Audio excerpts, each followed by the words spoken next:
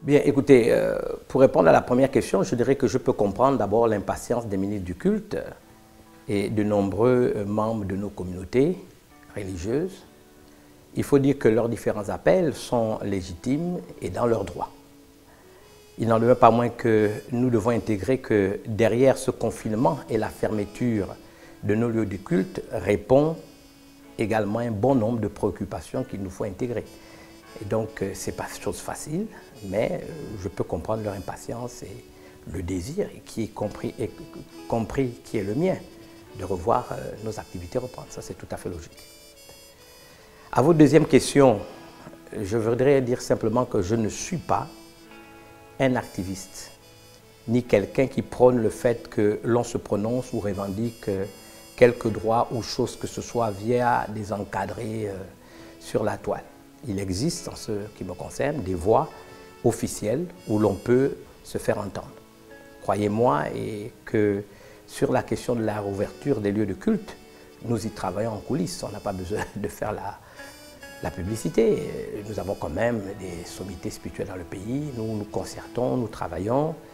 Et j'aimerais dire que ce soit avec notre ministère de tutelle, qui est le ministère de l'Intérieur, ou que ce soit le COPIL, nous en avons déjà discuté. Nous échangeons quelquefois au téléphone et je peux vous affirmer que les lieux de culte seront rouverts. Soyons patients au temps qui sera fixé. Ce n'est pas de notre responsabilité, c'est la responsabilité de nos autorités sur un certain nombre, on va dire d'indices ou d'indications qu'ils auront pour pouvoir le faire. Donc je pense que nous devons faire preuve de patience. Et pour nous qui sommes chrétiens, la patience est un fruit de l'esprit. Bon, pour la troisième question, je voudrais dire qu'avec les autres leaders des communautés, pas plus tard qu'au moment où vous, au niveau de Beto Média, vous avez souhaité que je réponde à ces 5 questions, j'ai eu, pas plus tard qu'hier, nous étions avec l'imam et le président de l'Église évangélique, rendre visite à l'ancien archevêque, et nous allons bientôt voir le nouveau archevêque quand il sera installé. Donc nous avons maintenu cette concertation, on va dire, régulière.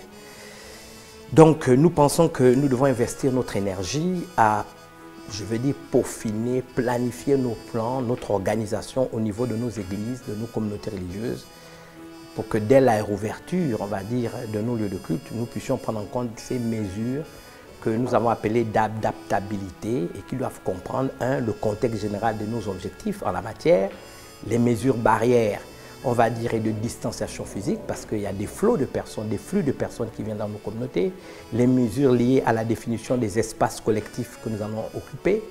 Il y a également la gestion, il ne faut pas l'oublier, du flux des personnes. Il y a l'équipement et les protections individuelles, parce que bon, c'est une pandémie, le virus est réel. On a beau être croyant, c'est un virus mortel et il faut se prémunir de cela.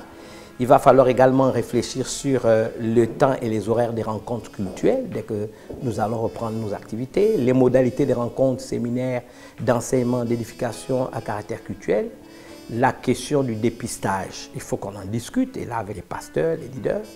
Il y a le protocole qui va devoir être mis en place à l'entrée du lieu de culte, comment ça se passe. Les chrétiens sont fléchés, ils vont entrer dans le temple, ils se lavent les mains et un certain nombre de choses.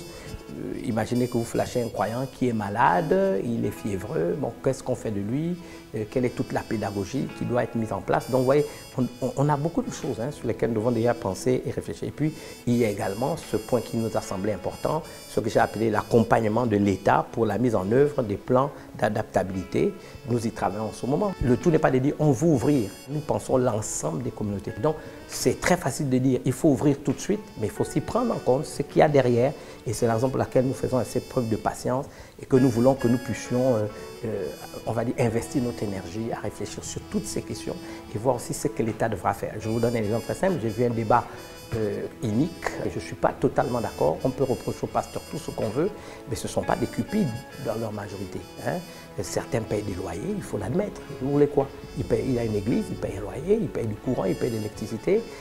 Que vous le voulez ou pas, c'est un droit institutionnel, constitutionnel, la liberté de culte et de conscience. Bon, les fidèles payent à travers ce qu'on va appeler les deniers du culte. C'est un droit légitime, c'est un droit constitutionnel. Vous ne pouvez pas le mettre en cause. Ils ne reçoivent pas de l'État ce qu'on appelle les indemnités de l'État. Ils vivent, n'est-ce pas, de leurs ressources. Bon, écoutez, s'ils n'en ont plus, ils font comment pour payer leur loyer et autres? Donc ne venez pas les insulter et les traiter, on va dire, de voleurs ou d'arrivistes ou de mercantiles, personnels mercantiles. Et ces journalistes, moi je vous le dis en face, il fallait m'inviter.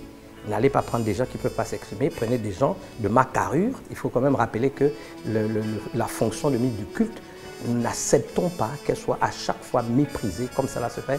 Et ceux qui le font, je vous le dis de la part du Seigneur, vous vous exposez à des malédictions. Parce que vous ne vous attaquez pas à des hommes ou à des femmes qui servent Dieu, vous vous attaquez à Dieu qui les a appelés. Et que vous respectez la fonction de ministre du culte dans ce pays. Moi, je n'accepte pas que quand le Gabon se trouve dans des difficultés, c'est des pasteurs, c'est des prêtres, c'est des imams qu'on appelle pour prier. Et à partir du moment où ils veulent exprimer tant soit peu leurs préoccupations, on se permet de les traiter de toutes sortes de noms d'oiseaux. Et ça, je ne l'accepte pas. On peut reprocher à certains qui se sont mal comportés sur des faits, si on les a, leur comportement, et même nous les dénonçons. Mais il n'est pas question de généraliser les choses. La majorité de nos communautés religieuses prennent du temps de prier pour que ce pays reste en paix. Des incultes, insultent des serviteurs de Dieu, les traitent de tous les noms, ça c'est inadmissible.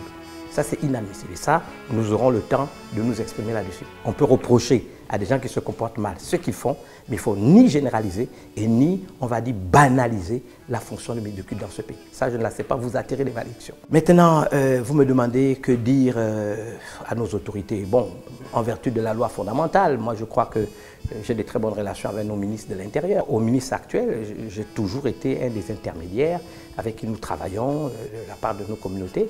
Et ils savent très bien, nos autorités savent qu'en vertu de la loi fondamentale, les communautés religieuses gèrent et administrent leurs affaires de manière indépendante. Article 1er de la Constitution, alinéa 13. Donc ça, je pense qu'ils le savent et il ne faut pas jeter un quelconque soupçon sur ces gens-là parce qu'ils savent que c'est ça la réalité de notre loi fondamentale. Bon, maintenant, en vertu ici de l'article 2 de la même Constitution, je crois à l'alinéa 2, n'est-ce pas, relatif à l'égalité de tous devant la loi, donc nous permet de bénéficier, c'est ce que j'ai dit à nos autorités, comme les autres structures publiques, privées, d'une allégeance des mesures de déconfinement dans le cas où cette pandémie devait perdurer. Donc si, à un moment donné, les autorités, sur la base des indices qu'ils ont, pensent que cette pandémie va devoir perdurer dans le temps, bon, on ne laissera pas les communautés religieuses constamment, on va dire, fermées parce qu'ils ont des responsabilités, ils ont des charges, nous avons la responsabilité de nos fidèles, de nos âmes. Maintenant, si ça devait durer, je ne pense pas que ce sera le cas, mais ça peut être toujours une supposition, et bien à partir de ce moment, nous revendiquerons l'article 2 de la Constitution, alinéa 2, autant convenable. Nous ne pensons pas que c'est le moment d'en discuter, nous pensons que si nous estimons que ça devait durer, nous pourrons faire appel donc, à cet article 2 de la Constitution, donc relatif, je l'ai dit, à l'égalité de tous devant la loi. Si on a ouvert des édifices publics qu'on a estimés essentiels, nous estimons que nous sommes aussi essentiels, il n'y a pas de moment, mais ce n'est pas le temps. Mais nous l'avons déjà mis sur la table et nous en discutons. Donc je demande encore une fois de la patience de la part des leaders des communautés religieuses. Votre impatience est légitime, mais encore une fois, passons beaucoup plus de temps à réfléchir, à penser, etc. Et d'ailleurs, c'est la réponse à votre question numéro 5. Je dis toujours patience, patience, parce qu'au-delà de ce qu'on peut lire et voir, les leaders des communautés souvent font appel à nous pour en savoir un certain nombre de choses. Donc je voudrais dire qu'il n'y a pas au Gabon une velléité, on va dire, de restreindre les libertés, surtout celles liées à la liberté de culte de conscience. Ce serait un faux procès, excusez-moi, fait à l'encontre de nos autorités et je n'accepterai pas qu'on mente. Si nous sommes des serviteurs de Dieu, nous ne mentons pas. Donc il n'y a pas de velléité au Gabon de restreindre les libertés, y compris les libertés de culte et de conscience.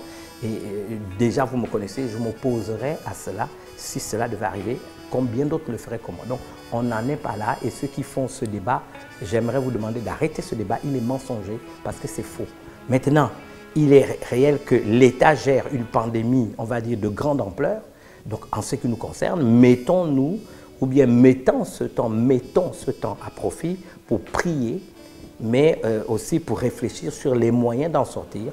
Je pense que nous serons plus utiles en faisant des propositions à nos autorités, en inspirant leurs choix et leurs décisions. Donc, je pense que la prière est la réponse, mais l'action est la solution. Donc la prière, prions pour notre pays, prions pour que vraiment cette pandémie ne fasse pas des dégâts comme on l'a vu dans d'autres pays, en Italie, en Espagne, en Chine, aux États-Unis et ailleurs. Nous sommes un pays de 2 millions d'habitants et donc nous devons continuer à prier. Ne soyons pas divisés, ne soyons pas dispersés, n'est-ce pas? Rassemblons nos forces, rassemblons notre énergie pour prier pour notre pays, demander à Dieu de nous faire grâce, parce qu'au-delà de tout ça, c'est Dieu qui est souverain. Voilà, j'ai été heureux d'être avec vous et merci pour les questions que vous avez posées. J'ai été honoré. Vous connaissez ma politique, je n'aime pas trop les réseaux, mais si vous êtes dans un domaine, c'est votre département et vous avez voulu que je réponde un peu à toutes les sollicitations, n'est-ce pas, dont vous avez été vous-même témoin. Bon, je l'ai fait avec honnêteté et simplicité. Que Dieu vous bénisse et surtout ayez conscience que le regard de Dieu est sur vous. Et je vous bénis au nom de Jésus. Merci.